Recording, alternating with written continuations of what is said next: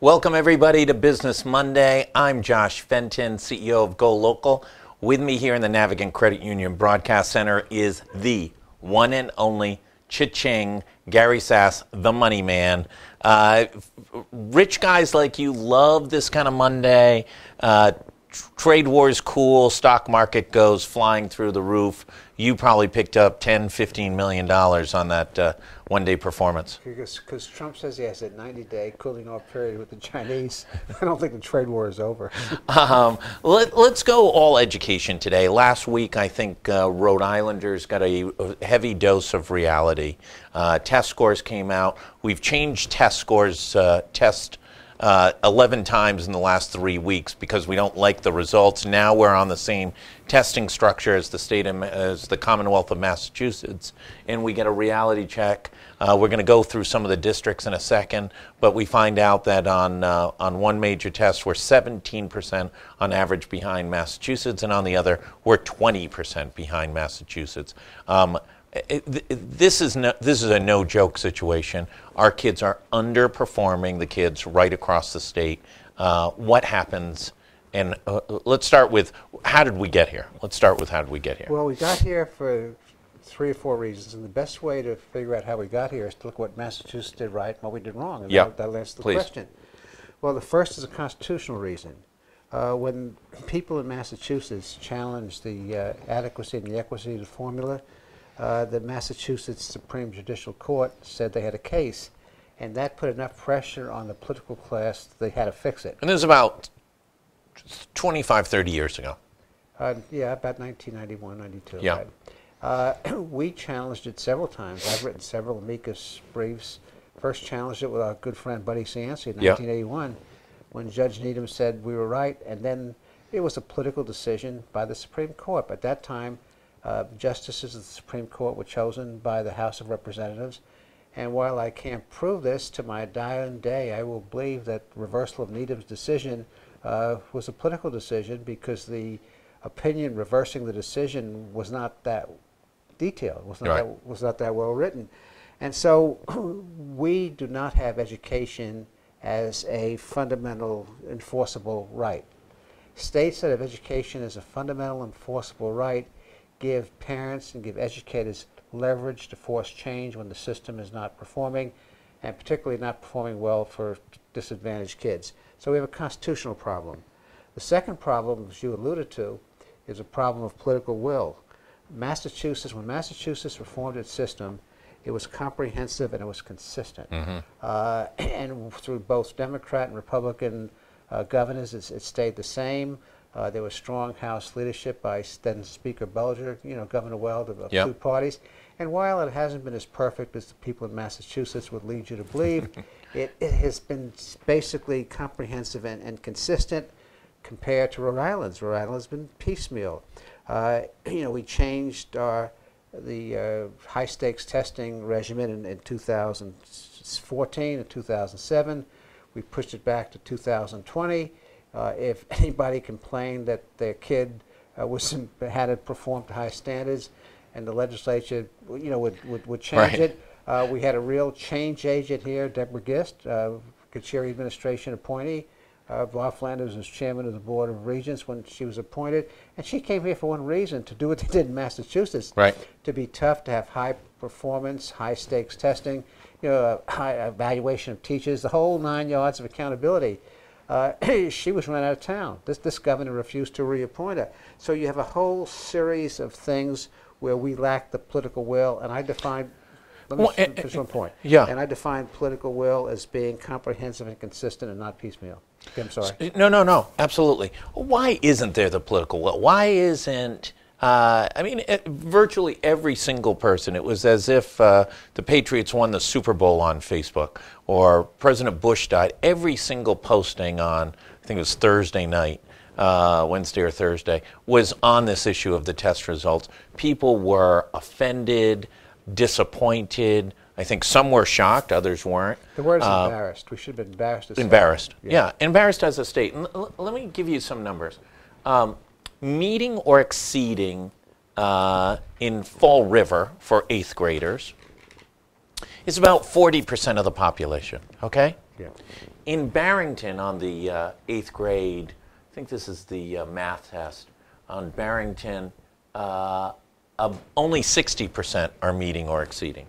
In Johnston, meeting or exceeding, 23%, half of Fall River's performance. But you could summarize it this way, and it's really simple. Rhode Island, if you looked at Rhode Island's statewide performance, we're on par with Fall River. Fall River is considered a disadvantaged, poor community. The textile mills, textile companies abandoned 30 years ago. You know, it hasn't come back yet.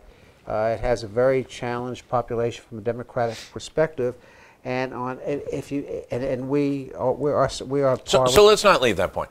Our education performance as a state, is that equal to Fall River, Massachusetts? That's what the okay. And in Massachusetts, Fall River's education performance is at the bottom of the proverbial bucket.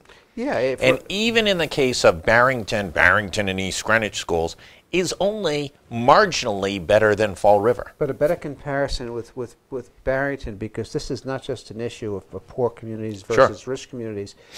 The right comparison is to compare Barrington to communities in Massachusetts that have the same socioeconomic... Sure, Weston, Mass. Yeah, I think that Longmead was what the community compared. And so our wealthier communities don't compare with moderately wealthy communities in Massachusetts. Not even close. No, our poorer communities don't compare with poorer communities in Massachusetts. If Rhode Island was a single school district, if we just had one school district, took all 150,000 kids and said that was one school district, we would be in the bottom 10% with Massachusetts. It is unexplainable. And the rationalization, which is pure BS, that this is a different test. If you look back at the Park test and look at other assessments, the nominal grades were higher, but there really wasn't that much difference. No, when the Park test came out, they came out in Massachusetts as well. They came out in Rhode Island.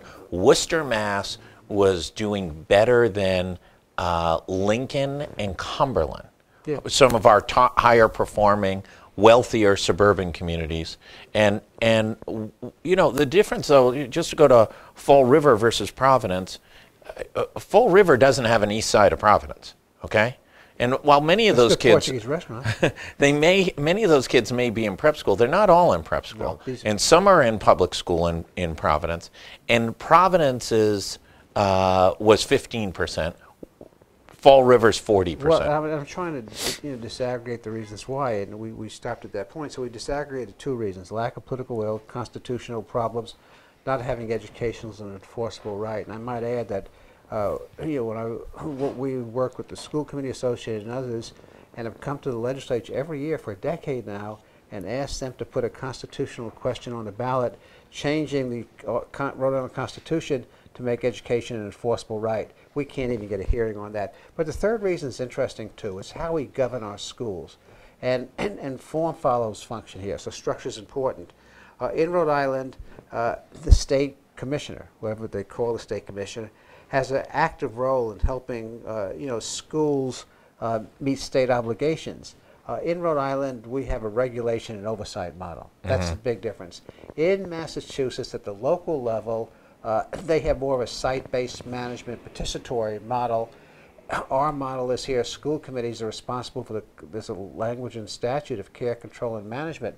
So that means they get involved not in policy, but in the weeds and the day-to-day stuff. So we have a governance structure that's not focused totally on policy, on performance.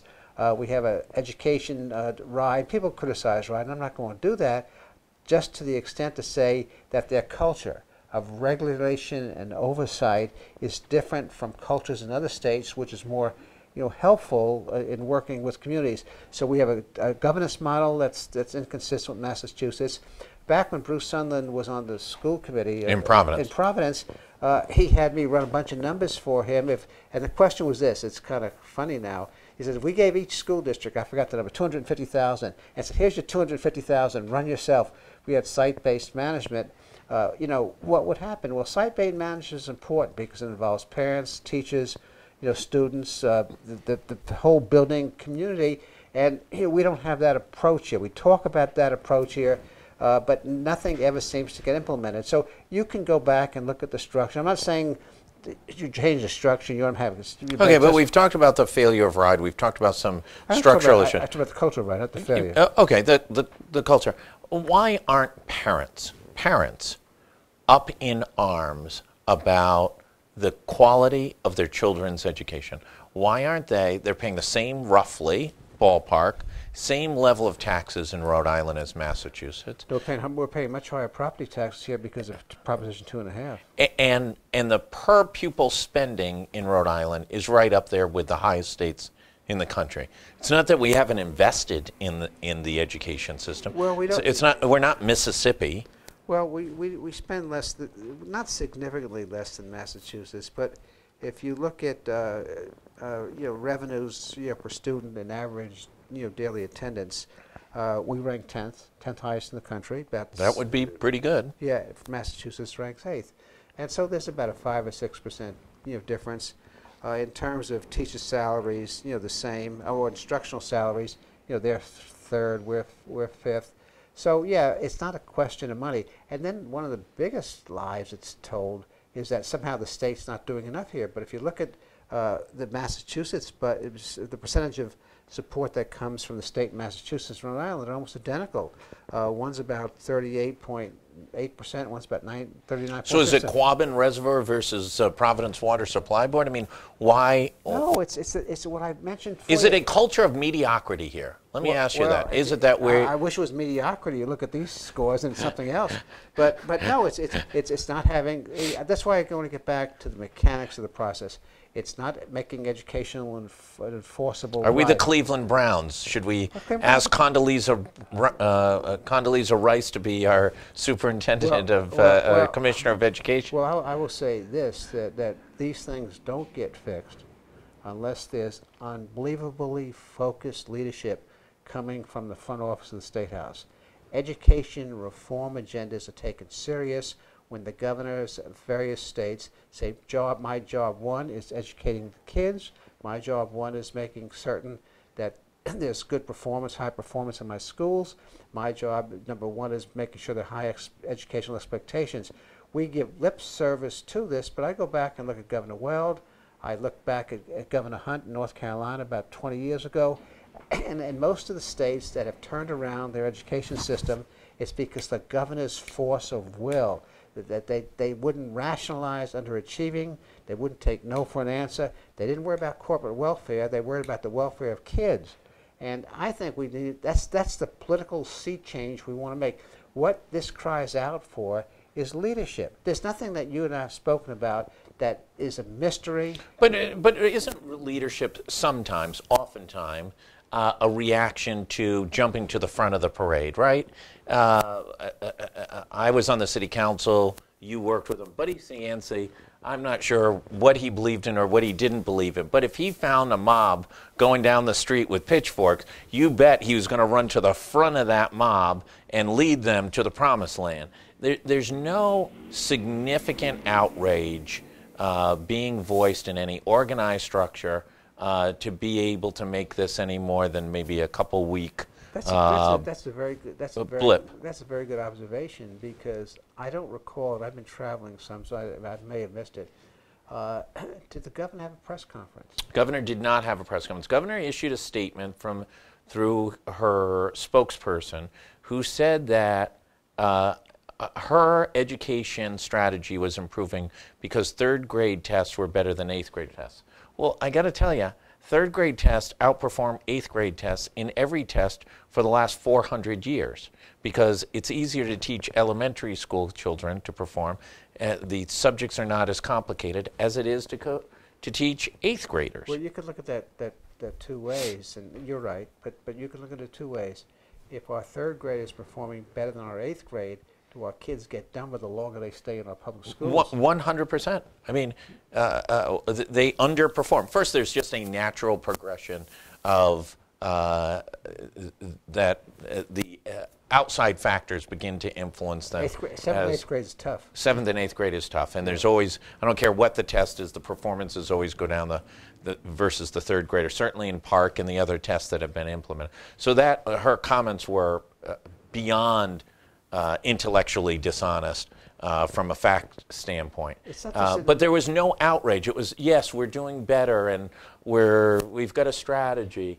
Why would you ever invest in Rhode Island Promise to send more kids ill-prepared to go to college and not focus those resources and those energies on K through 12? There's already a question of whether or not we have a strategy. There was an op-ed that was penned by Neil Steinberg about 2-3 months ago in the Providence Journal. Yep, he was on talking about it as well. And one of the things that the Rhode Island Foundation, which is an honest broker in this entire conversation, said that we didn't have was educational strategy. Right. Well, I believe the Rhode Island Foundation that we don't have an educational strategy. I believe the Rhode Island Foundation, when I'm repeating myself, don't make education an enforceable right so parents can get leverage. I believe that it's not an educational strategy when we issue a call for an Education Bill of Rights, which says kids will have adequate resources, be taught with good teachers, go to schools that are appropriately funded for student need, and it's too difficult to issue an executive order saying that the kids in Rhode Island have a fundamental educational right. We have a Bill of Rights, for education, and these are the goals we want to achieve. What does that tell you? Is there a federal court case that can be implemented? Isn't there? I don't think so. There's, the Rodriguez case back 40 or 50 years ago that challenged the question, said basically education was a state responsibility. Now there's a case brought. We were involved with the case, and I stepped back from it because we didn't want the Hassenfeld Institute being viewed as challenging, suing the governor of the legislature. I think it was university like that. But no, seriously. But their suit's narrow. They're basically saying, and it's in the federal district court here right now, they're saying kids, because of our educational system, kids are not able to exercise their civic responsibility. Right, that case filed last week. Right. Now, that's fine. Let's see where that goes. But the more immediate concern, if people are concerned about the savage inequalities that exist in our public schools, then the place for the initial remedy, which can be remedied in 2 years, is to get the legislature, get the governor to use her clout, get the legislature to put on the ballot a question to modify the Constitution, which basically says kids in Rhode Island have an enforceable right to go to schools that provide adequate educational opportunities. And until you do that basic thing, the parents don't have leverage. Massachusetts was kicked on the path that they took because they had the Supreme Court in Massachusetts, whatever they call their Supreme Court, right? Basically. But usually the discussion here in Rhode Island is focused on poor kids aren't getting their fair share of education. They don't get their fair share of funding. They're at a disadvantage. Well, these test results show that the Narragansett school system of meeting and exceeding the standards are that in Narragansett are that of Fall River. But let me put it Narragansett, one of the most affluent places. There's more mansions on the waterfront than Fall River's ever read about. Well, but let me put it in perspective, because you're right, but you could also disaggregate the figures. So if you look at the figures in aggregate, sure, both in English and learning and in math, you're right. We're 33% proficient in English skills. There's 27 in math. That's about what math. Fall River's actually a little bit above that. They're about 34 and 30. But then when you disaggregate it by poor kids and by other kids, or kids that are non-poor, for lack of a better description, do better. They're not quite as high as the Massachusetts average, but for English learning skills, we're 49th. So Massachusetts is 54th or something percent is proficient. Math, we're 40. They're slightly higher. So the kids, we perform on average for non-poor kids. Now, for poor kids, this is where the savage inequalities come in. In English language skills, our poor kids are 18% proficient. Yep. On math, they're 14% efficient. Right. If you look at the urban districts, some aren't even quite that high. Right. Which really makes you ask the question, and this is where it becomes more than just the social problems that exist. Educational performance, I won't say this twice, educational performance is a predictor of economic performance. Right. And and states compete to offer the most productive environment for business. And the key issue in improving the productivity of a state is education, because talent of the workforce. Yeah, that's exactly right, and that wasn't said just by you and me. That was said by every economic development specialist. And then you add in the fact that we do have great colleges and universities, but we are the second highest urban area for losing our college graduates outside of the market. 70% of those graduating from Brown, RISD, URI, Providence College, Johnson & Wales are on a bus, train, or plane out of here as soon as they graduate. Yeah, let's focus on one thing, and the governor has said this, but sometimes we lose focus in implementation. We have a lot of different issues. Retaining college graduates is one. We have some programs, the Wavemaker program, to try to counter it. But the most serious problem, at least in my judgment, is what's happening in grades K through 8. Yep. Because we know that if a kid can't read by the end of the third grade, he or she is going to have academic issues going forward.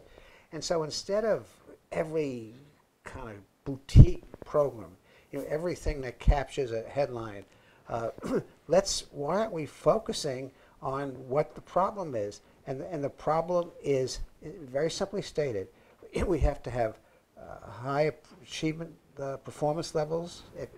We have to have rigorous evaluation of students and teachers, and we have to have tests, where there are consequences if you don't do well. Now, we know that works. It's worked everywhere. We lost a commissioner of education that wanted to do that because, first of all, her style was not always the most conducive style to be. It was unique sometimes. She wasn't loved, and I was involved in her hiring. But that aside, was on that track and got.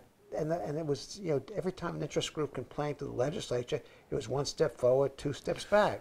Well, let me ask you a question. So Thursday, I believe it was Thursday, it might have been Friday, but Thursday or Friday, Wednesday or Thursday, I think it was Thursday, when the test came out, there was uproar. But by the weekend, it had turned into teachers' unions versus, and this, the X factor, listen, we know the political dynamics of the municipalities versus the teachers' union. This is going to require a very significant, different dynamic of parents who are middle class, who are voters, to be able to come forward and say, my kid's not getting a fair share. And I think the most... And by the way, their kid's not getting a fair share. And the worst thing we can do, and I wrote something for Ed Dupree on this a long time ago about education policy, it's a question of joining hands and not pointing fingers. Absolutely. And so when people criticize the unions, and I disagree with the unions on a lot of things, but it's not their fault. Yeah. When people criticize RIDE, we know RIDE can do better. We think RIDE's coach can be improved. It's not their fault. It's a breakdown of the political leadership in the state.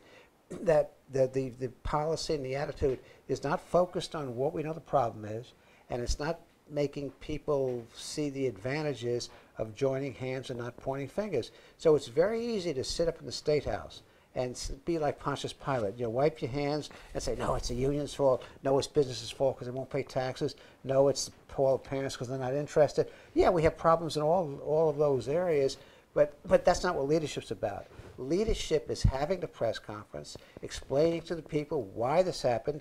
Some of the explaining why we're different from Massachusetts. We did this here in the last 10 minutes, and then saying this is what we're going to do to change it. And if teachers don't like teacher evaluation, right. If parents don't like high stakes testing, can't help it. That's what leadership does, and not worry about what happens the next election. Education is not a popularity contest, and that's part of the problem.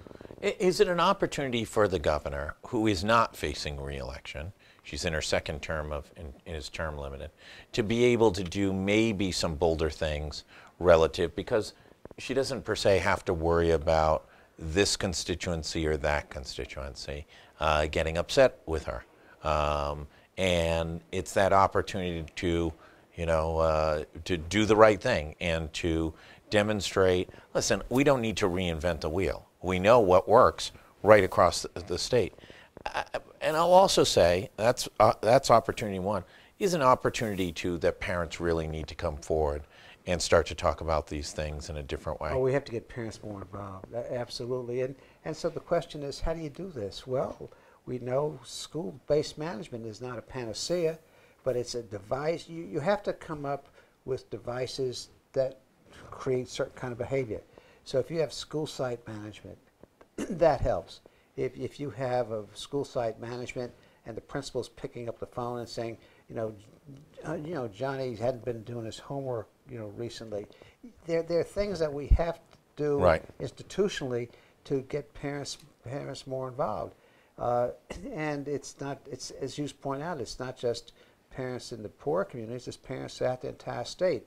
But we're no different. If you look at the difference between Massachusetts and Rhode Island can't be justified on financial or demographic differences. We're the same people, and we finance our government roughly the same way, with us having higher property taxes, because with that being the exception. So you've got to go, it's the Quabbin Reservoir versus Scituate, that there's something in the water that does it. Last thing, you're given all-powerful authority. What's the one thing you would do in our last minute that would kick off the initiative right here and right now to say, over the next 2 decades, we're going to create the best educational system? Listen, Saul Kaplan's on next. He says it's way easier to do it in a state of 1 million people.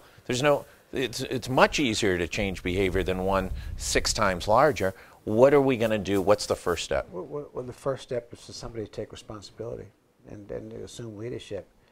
My experience suggests that when the responsibility is taken, it's most effectively taken by a governor. And so that's the first step. And then to be very clear that we're not going to tolerate failure in terms of performance, and we're going to have high stakes for what happens in schools. We're going to look at what happened in other places on governance structure, who's responsible for what roles and responsibilities. We're going to give parents leverage so they can challenge in court if they think their kid's getting screwed. Those are the things, and not worry about, I know it's around Christmas time, but not worry about the bells and whistles. Yeah. It's really fundamental. This is fundamental blocking and tackling. We're not talking about anything different from that. And have consequences. So what 2 things that are missing, and they're easy to say, hard to implement.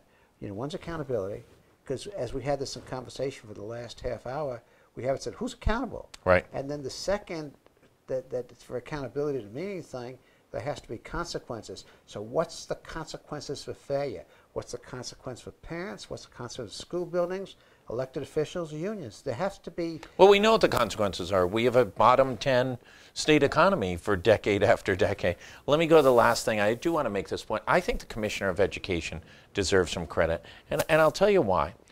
He didn't make a lot of excuses. He said, it was a Bill Parcells comment, right? You are what you are. He didn't say, well, the sun was in my eyes, or this, that, or the other thing. He said, this is the reality. We're behind. But the second, and I agree with you, and I think he did, that was appropriate on his part. The second question he has to answer, when Bill Parcells said he was behind and said because the quarterback couldn't throw the ball 10 yards to a target, he went out and got him a quarterback that could throw 10 yards. Well, but also it was the NFL, and he can cut anybody anytime, so it makes it a little easier. It doesn't make it any easier. And that is the key point, and that's the point of leadership, of holding people accountable, and you hold them accountable by having consequences for their actions, and that has to it has to come from the grassroots up. You're not going to reform education from the top down. We do that too often. It has to come from the grassroots up, but you have to have a cheerleader at the top, making sure that the grassroots is growing. Gary Sass, the money man, we talked a lot about education today. You're an expert on it. I want to thank you very much for your insights. We're going to be right back here at the Navigant Credit Union Broadcast Center, just about 30 seconds with Saul Kaplan from Business Innovation Factory, talking about what the implications of a second-tier educational system is on the economy and innovation in transforming Rhode Island. We'll be right back.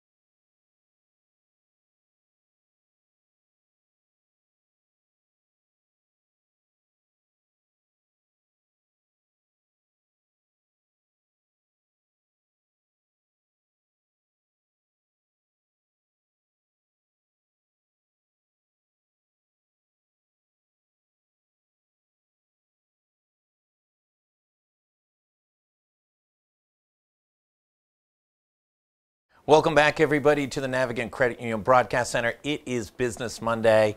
It is Saul Kaplan, Mr. Innovation, here from Business Innovation Factory.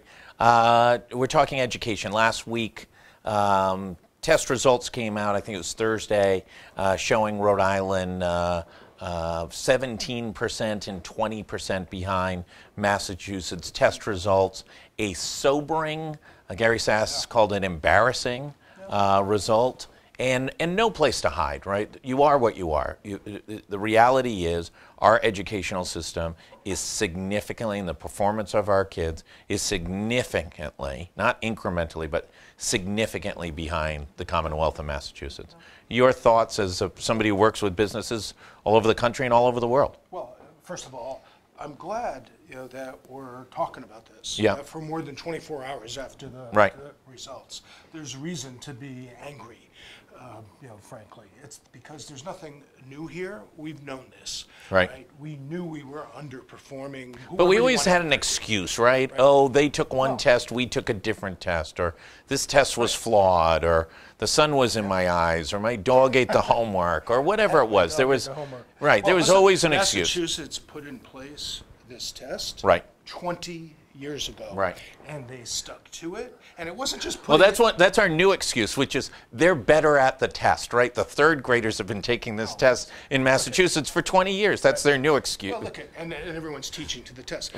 We can broaden, like, what are the right measures? Is it just the standardized test, or are there other ways to demonstrate competence and relevance? Sure, it's pretty easy.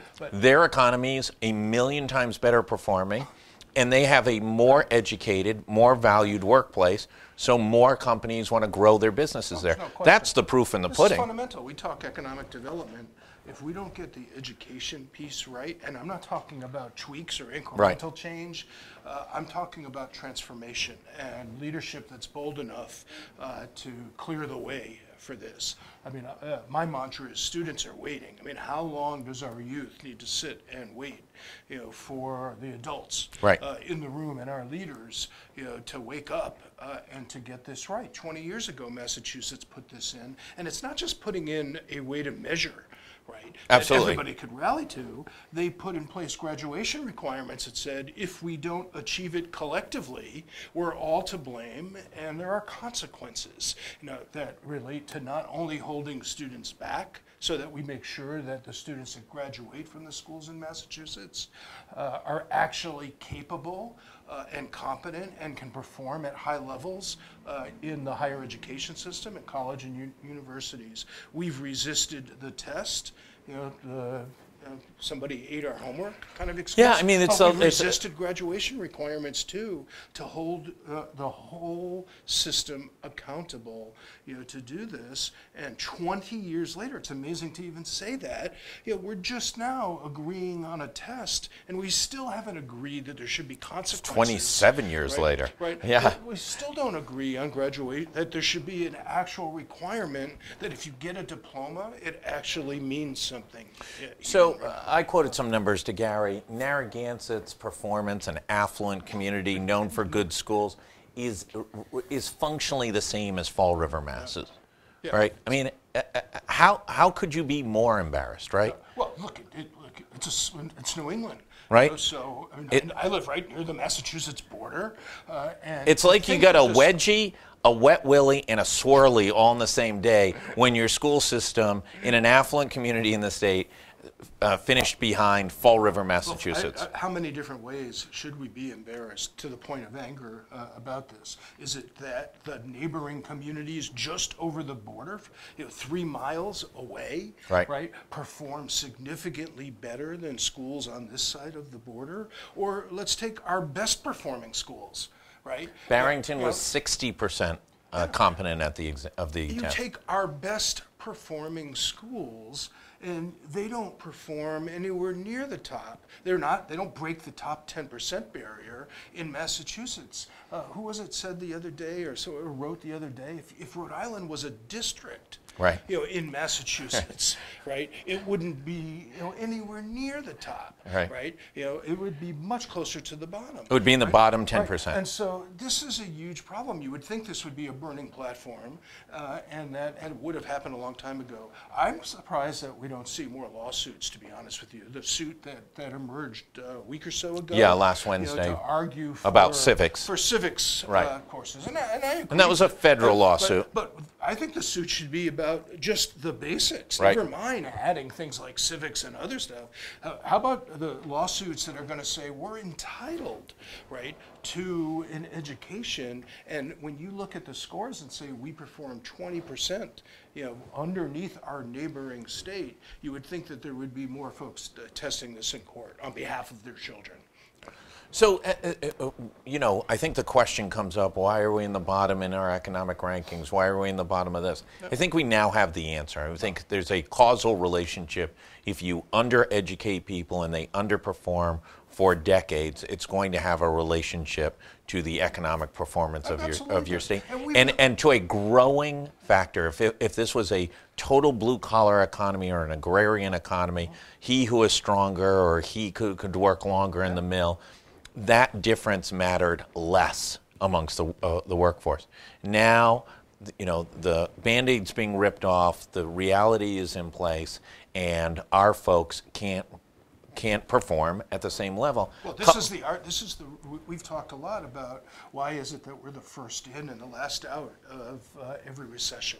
Right. Well, because our economy is too dependent on lower wage service jobs, right. which are great as entry-level jobs. Right. But if you have to depend on that, to raise a family, to get adequate housing, you just can't, right? And so there's no upward mobility or ladder, right? And there's no education system, whether it's our K through 12 system, our post-secondary system, or even adult learning, right? Our workforce development system needs to be completely revamped, right? To create lifelong learners that can constantly reinvent our workforce so they can stay relevant to a rapidly changing economy. We're not ready, right, for the new economy, and so therefore, if you're a company coming in here, you can skim the top level, the folks right. that have the best skills, right? But then you run out of road, and you got to move people in here because you don't have people with the resident skills necessary to take the jobs. So you regularly talk about how Rhode Island really is a perfect petri dish for innovation. Right. 1 million people, it's contained, it's a city-state, there's a commonality of almost every aspect of our culture. Right. Yes, Burrillville's not exactly South Providence, and West Warwick may not be Narragansett, but there's a lot of similarities, easy to get to, etc. Why isn't this the perfect place to reform education? Well, in theory, it is. Okay. Right? 1,000 square miles, 1 million people, kind of tight-knit geography.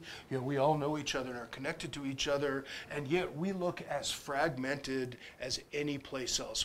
No, actually, we were very, very consistent. Yeah. We should be proud of our underperformance was consistent across the state. No. It really was unique in that none of our communities performed at the same tier of their economic standard compared to Massachusetts. This wasn't East Greenwich and Barrington killing it and everybody left behind, or just our urban corridor was left behind. We sucked everywhere. No, complete consistency of our underperformance. And so you tell me why we have how many school districts in our small state? But but I would argue that's not the differentiator. Massachusetts has a parochial, a quirky construct of school districts with little tiny towns with their own schools. We're running out of excuses. But they have statewide standards, graduation requirements. Right, those are the factors. And right. They have a whole system that moves it. So that's the first step, right? But if we can't all move in concert, and we can't all agree to a standard of achievement, and then you saw how long it took Massachusetts to do this. Right. It doesn't happen in a political cycle. It doesn't happen in one gubernatorial term. But when's it going to start? Well, it has to start yesterday. I had James Diosa on here a couple months ago, and he was like, you can't change the schools overnight. And I said, That's great, because I've been hearing that since I was elected to the Providence City Council in 1990. Oh, that's right. So when's the night going to start? Oh, it has to start now, and we have to demand it, and someone's got to push. Obviously, the usual approaches to this aren't working, right? And the political leadership isn't there. I think we've got to organize locally. And okay, but if we were in France, they would build barriers on the main thoroughfares and light them on fire to get elected leaders' attentions. In other cultures, they would light themselves on fire. I mean, literally, when is the outrage? When is the spark? Well, you don't have to push me hard to start a rant about this, right? But then let's be honest about it, right? The folks of privilege and of means send their kids to private schools, right? And so the people who suffer, the families that suffer, are the folks that aren't privileged and are not within means. I would have said that always in the past, but when you look at marginally better test scores in Barrington than Fall River, Mass, maybe it's time that folks down at Nyack Point who send their kids down the street. But, that's not what they're talking about today down in Barrington. That's not what the superintendent came out today when he sent his memo out to talk about what was going on there. Look, you've got to focus on the urban areas because these are the folks that are getting left behind, right? Yes, we can debate Barrington and East Greenwich, right? Well, I'll tell you, it's funny. We haven't done it in the last few years, but probably our first 5 years, we called around to every public or private high school and asked them where their top 3 students, not by name, but just where they were going to college. And I got to tell you, it wasn't that impressive even in the affluent communities. Narragansett performed better than a lot. But, the third kid in Narragansett High School, weren't all going to Harvard versus Weston, Mass. Their first 20 or 30 are all going A-level schools. I agree with you, but the real burning platform and the impetus for political change, has got to happen around our urban centers, and families that are not of privilege. You tell me why. I think one of the mistakes we've made, because you can go look at whether it's the private schools or even the charter schools, right, that have had to fight like hell, to get a platform, right? And you look at the results, not in every one of them, but in most of them. Why is it that they are, and they're public schools for the most part, right? Why is it that we're not putting them in the midst of our public school system and learning from them and leveraging that and getting better? Instead, we've created this us-them mentality. The charter schools are siphoning resources from the public schools. It's such a zero-sum game, and we're never going to solve it that way. What if we actually looked at the charter schools and says, what's working, right? What are the constraints that have to be removed from our public schools with the student at the center? I mean, this is what it's all about in the end. Everyone gives lip service to it's about students, and everyone says they're about students. It's nonsense, right? It's about everything but students, right? If it was really about students, we would clear the way from student achievement, from focus, from applying resources in ways that students actually get engaged in their own learning. Instead, what do?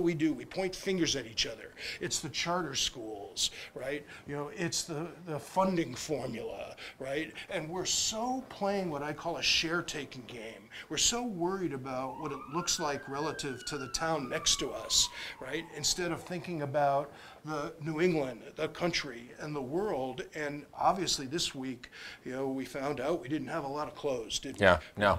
Well, and I think that actually might be the good news of this, is that consistently across the state, the underperformance was so paramount. This wasn't just them versus, and also the excuses are really falling apart, right? There's no viable excuse that any of us can come up with that allows this level of underperformance. I teased Gary, I said, is this because they have the Quabbin Reservoir and we only have the Scituate Reservoir? I mean, there's nothing different in our environment or anything else.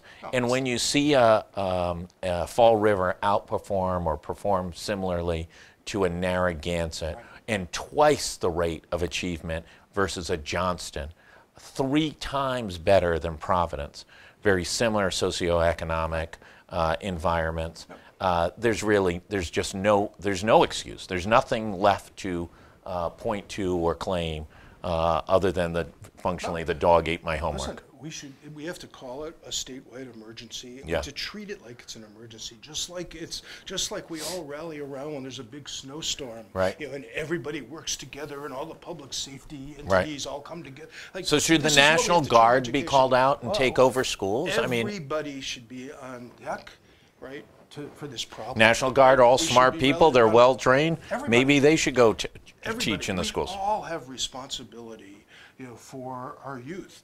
What's more important than the future workforce of this state, right? And like you said before, our size should be an advantage, Right. We should be able to clear the decks and remove resources and fix this, right? We know that there are vested interests. We know that everybody's been making excuses. We have poor governance systems, whether it's the education system itself at the local and state level. Our government leaders need to be held to task. We just have a newly elected, re-elected governor. Like, let's put pressure to make education central and get beyond these platitudes about what we're going to do and stop working on the margin and start working at the core. We can't accept these results. We've got to put in place solutions that actually start to move the needle and put us into a position. And we need to put more pressure, on it bottom up, from students themselves, Right. from families of students, communities that can't accept this kind of, never mind mediocrity, this kind of, you have to call it what it is, which is a failure, right? And it's a failure that's central, to the well-being of the state and the prosperity of the state. So this is something that has to be fixed. It seems silly to keep ranting about it, right? Because you're right, we've been talking about this for a very, very long time, right? But we need to do it differently. We can't go about it the same way. In your experience of reinventing things and developing strategies for, blowing things up in order to start them over, are we now at a level that you really have to think about, the TNT and the Acme company equipment from Roadrunner to be able to reinvent it? What's the strategy that when you're in a cataclysmic situation that you leverage to be able to hyperspeed? We can't wait 27 years to get to Massachusetts testing levels. Well, if you want to accelerate, Because Massachusetts doesn't stop. I mean, there just gotta seems keep to getting be better. a brain cycle here in Rhode Island that if we get better at something, we'll catch up with everyone else. Everybody else is also trying to get better. yeah. Well, first we have to declare it an emergency, and we have to call all hands on deck. Second, what we have to do is, I don't buy the blow it up. Because I don't think change happens that way. I think the way it happens is we have to create the space to experiment with new models and put new models in place and then scale like crazy. Okay, but I'm Right, gonna push back on that. We've had the have. Met School for 15 years or 20 years. no one We've did had it. charter schools for 10 years. We did that. George Carullo pushed through charter schools. There's enough data, good and bad, of charter schools to be able to What did say the core system do? I'm chair of the board of Big Picture Learning. I Yeah. was chair of the board. I'm still on their board. Right. They get incredible results. They're very innovative about how they think about measuring performance and capability. Right. They get students into real-world learning situations, and they're getting kids into college. The big problem they have is when they get there, they bump into traditional colleges. Right. That still learn the old classroom way. Yeah, right. To do it, right? So I don't think this is a function of blow everything up. We didn't pay attention to what we learned at the Met School and other schools and all these great charter schools. So did we just give them some stuff to keep them quiet? Here's 10% of the resources. Go ahead, do your thing, but don't mess with Big Brother. Well, we continue to let them expand, and we've stopped that. Right.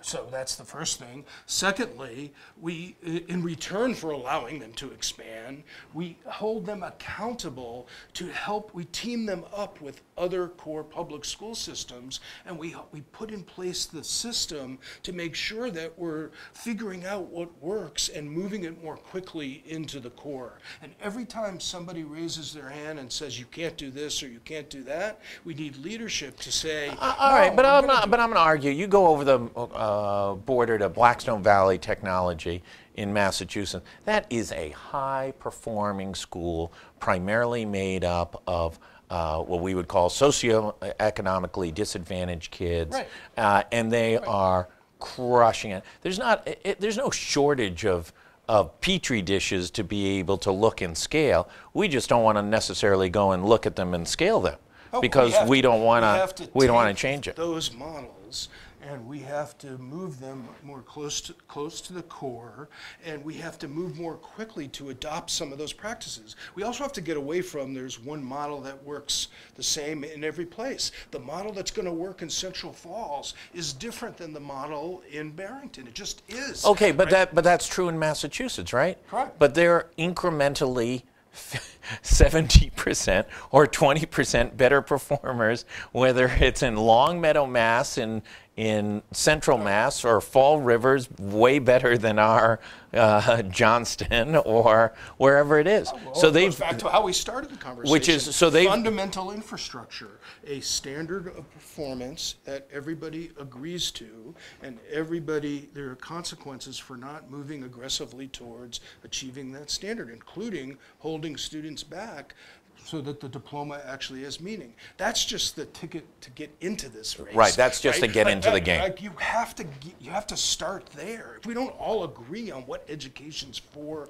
what we're trying to accomplish, how we're going to measure whether students, teachers, communities, and schools are achieving it, which is what we've been doing for 20 years, right? And we're all going to point fingers at it. So no wonder we don't get the kind of improvements that you would expect. So yes, of course, put the fundamentals in place, right? Which is no political easy task, right? Absolutely. Obviously. But listen, we've got to move on with that, but then we've got to also recognize that in some neighborhoods, it's not just about education. You have to look at the community itself, and you got to rally around students and families, and we got to help them. I call it the social determinants of learning, the same way we talk about it in healthcare. You can't just look narrowly at let me ask the last. I've got two last questions in the last couple of minutes. One, why aren't parents more outraged? Why aren't parents across the board? It's the one common thing that somebody who lives in a plat in Johnston, or on the water in Narragansett, or in a tenement in Providence, all have the same. Parents love their children. They dedicate their lives to their children. They've all got to be sick to their stomachs about these ramifications of this. This befuddles me too. And this is how I started earlier. I'm surprised that there aren't more lawsuits that are coming from families that are disenfranchised by the poor performance of our schools. Yep. I think we're going to see a lot more of that. I'm surprised we haven't seen it yet. There are a group of parents who just opt out because they have resources to opt out. But then there are a lot of parents who either don't want to or can't, right? And there's a lot of those, right? And they have to get angry, right? And they have to start pushing, not just to elect politicians who get it and are willing to stand up and make something happen. I think we're past that now. I think we got to go directly to the judicial system and say, look, like our communities, our kids, our families, have a right to be relevant in society, and education is a really important point to that. People should be angry in our state. I'm going to be really disappointed if we're sitting here 3 weeks from now, and we've moved away, because 3 weeks have passed, and then we're we'll be. It's the first step to try and transform our collective thinking and urgency about making this change. I think we got to call it the emergency that it is. Yeah. I think we got to call out our leaders, and we have to be relentless and not allow them to change the subject or wave their hands through what's going to be done here. We have to rally around as community, as citizens, and say, this is an emergency. We can't just have incremental change or point solutions or individual programs, and think that it's going to get better. Like, we need dramatic change in education with a sense of urgency, and I don't sense it. I don't see it, right? And so we need to hold our leaders accountable for it. I appreciate it. Saul Kaplan, Business Innovation Factory. Next week we'll be talking about the URI offense and how we restructure and innovate that. Boy, that was after a- the disappointing loss to Providence College on Saturday for URI grads. I want to thank you as always for coming in. And hopefully this is the beginning of a ongoing narrative on improving Rhode Island's educational structure and the implications that it has to the state's economy and economic interests. I want to thank everybody for tuning in on Business Monday here at the Navigant Credit Union Broadcast Center. Thank our friends at Deepwater Wind, and we'll see you back tomorrow here at GoLocal Live. Kate Nagel will be back with her show in the afternoon and an all-star lineup. Thanks everybody for tuning in.